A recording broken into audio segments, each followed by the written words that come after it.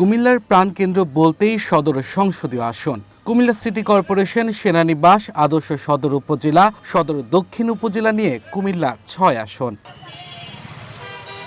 গেল নির্বাচনে সদর এলাকাটি দক্ষিণ উপজেলার অংশবিশেষ থাকলেও এবারই পুরো সদর দক্ষিণ উপজেলার সঙ্গে যোগ হয়েছে। তাই এই আসনে বেড়েছে পরিধি, ভোটার ও ভোট কেন্দ্র।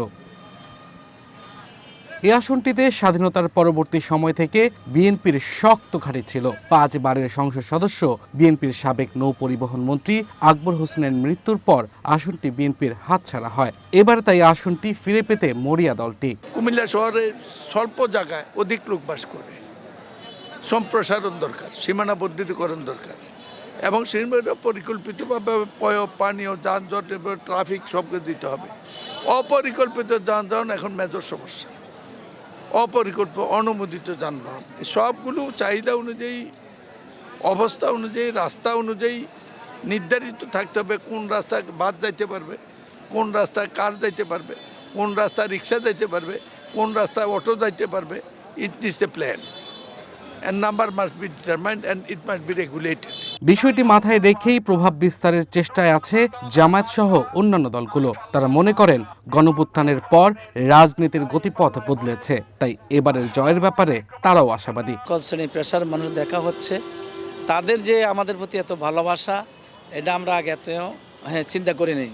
অপূর্ব সারা, অপূর্ব ভালোবাসা এবং তাদের মনের ভালোবাসা দেখে মনে হচ্ছে আল্লাহ চাইতো আমরা আগামীতে দাঁড়িপাল্লা মার্কা নিয়ে বিজয়ী হতে পারবো ইনশাআল্লাহ। গত ২৪-এর যে বিপ্লবের পর মানুষের মাইন্ড অনেকটা চেঞ্জ হয়েছে। এবার মাঠে গিয়ে আমি যেটা দেখেছি, যেই দলে করুক না কেন প্রত্যেকেই চাচ্ছে আমার ভোট আমার দলকে দেব। ইতিমধ্যে যেহেতু আমার বৃহত্তর সুন্নি জোটের প্রার্থী আমরা সুন্নি মতাদর্শের সকল লোকদের সাথে বৈঠক করে আমরা যে সিদ্ধান্ত নিয়েছি, সেই সিদ্ধান্তের মাধ্যমে আমাদের বর্তমান ৬৫% সুন্নি মতাদর্শী ভোট আমাদের আছে। আমি যদি নির্বাচিত হতে পারি কুমিল্লা ৬ আসনে, যে পরিকল্পনার মধ্যে থাকবে যে ৫ বছরের মধ্যে কুমিল্লা শহরের জলাবদ্ধতা মোটামুটি নিরসন হবে ৯০%। নারী ও পুরুষ ভোটারের সংখ্যা উল্লেখযোগ্য হওয়ায় নির্বাচনের ফলাফলে এ দুটি শ্রেণীর ভোটার গুরুত্বপূর্ণ ভূমিকা রাখতে পারেন বলে মনে করছেন রাজনৈতিক বিশ্লেষকরা। আদৌ কি আমাদের সমস্যার সমাধানগুলি হবে, আদৌ কি সুষ্ঠু নির্বাচন হবে? কিন্তু আমরা চাই নির্বাচনটা সুষ্ঠু হোক।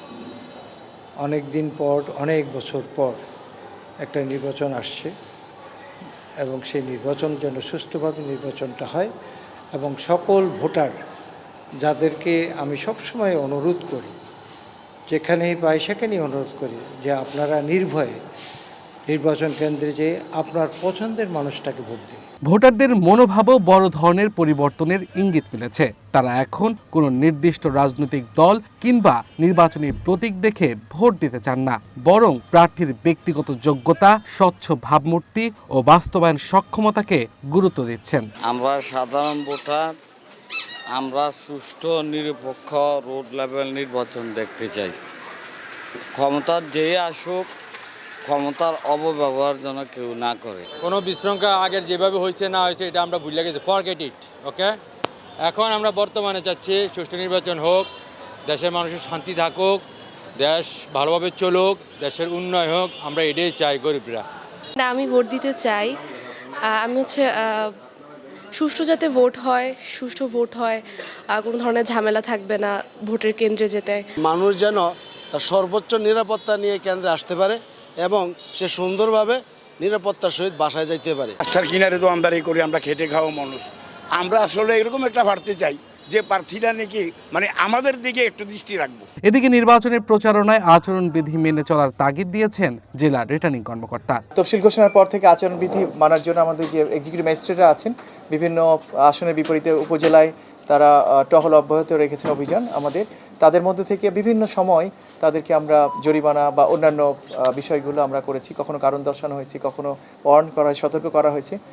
বিভিন্নভাবে আমরা এটা করেছি। কুমিল্লা ৬ আসনে ভোটার সংখ্যা ৬,31,675 জন। এখানে ভোট হবে ১৯৬টি কেন্দ্রে। Abdul Al Mamun, one national desk.